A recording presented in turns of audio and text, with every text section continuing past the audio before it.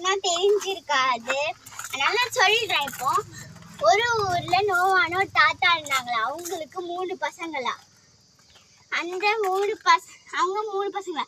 ஒரு வாட்டி நோவா தாத்தா ப்ரேயர் பண்ணிட்டு இருந்தாங்களா. அப்போ ஏசப்பா சொன்னாரா, நோவா நோவா நீ ஒரு பெரிய கப்பல் செய்.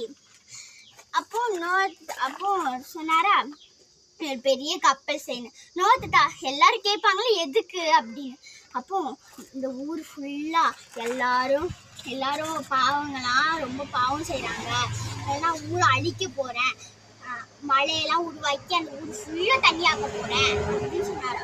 உடனே நோவா தாத்தாவும் நான் செய்யறேன் அப்படின்னு சொல்லி மறுவார்த்தை எதுவுமே பேசாம கப்பல் செஞ்சுட்டு ஏசப்பா சொன்னாரா, அனிமல்ஸ் மிருகங்களும் ஜோடியா உள்ள அனுப்பிச்சிரு, ஃபேமிலியும் உள்ள அனுப்பிச்சிரு. அப்போ நோவா தாத்தா கதவை மூடும் போது அப்போ அந்த ஊரை சுத்தி பார்த்தாங்களா. நோவா தாத்தா கப்பல் செய்யும் போதே அங்க ஊரு இருக்க மக்கள் சொன்னாங்களா, சீ இங்க பாரு ஏசப்பா சொன்ன உடனே செஞ்சிருவான் பெரிய கப்பல். அப்போ நோவா தாத்தா சொன்னாரா, அப்படி சொல்லாதீங்க, பாருங்க இந்த ஊர்ல மழை வரப்போகுது, என் கப்பலுக்குள்ள ஏறுங்க 3 வாட்டி சொன்னாங்களா. 3 வாட்டிக்கு சி நான் ஏற மாட்டேன், வாடான்னு அப்படின்னு எல்லாரும் அவனை பார்த்து நோவா தாத்தாவை பார்த்து கிண்டல் பண்ணிட்டு இருந்தாங்க.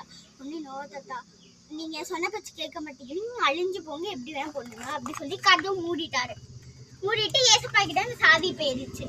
உடனே ஃபர்ஸ்ட் டே மழை பெஞ்சிச்சு. அப்போ எல்லாரும் நினைச்சாங்க நோவா சொன்னதெல்லாம் நம்பணுமா. செகண்ட் டே மழை பெஞ்சிச்சு, தண்ணி இப்படி இருந்துச்சு, ஜாலி குளிக்கலாம் அப்படி சொல்லி சோப்பெல்லாம் எடுத்து வந்து குளிச்சாங்களாம். 3வது டே இவ்வளவுக்கு மழை பெஞ்சிச்சு. ஐயோ நோவா சொன்னது உண்மைதான், நம்ம செத்துருவோமோன்னு. 4வது டே எல்லாரும் செத்துட்டாங்க. அப்போ நோவா தாத்தா ஓகே தண்ணி தீரணும்ல அப்படின்னு சொல்லிட்டு ஃபர்ஸ்ட் வந்து ஒரு காகத்தை அனுப்பிச்சு விட்டாங்க. அந்த காகம் ஒரு இலையை மட்டும் பிச்சு எடுத்துருந்துச்சு. செகண்ட் டே வந்து புறாவை அனுப்பிச்சு விட்டாங்க. அது வந்து ஒரு பழத்தை பிச்சு வந்துச்சு.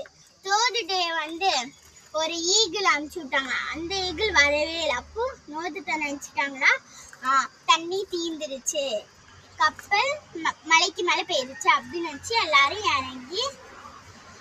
இறங்கிட்டாங்க. இந்த கதை உங்களுக்கு புரிஞ்சா லைக் பண்ணி சப்ஸ்கிரைப் பண்ணுங்க.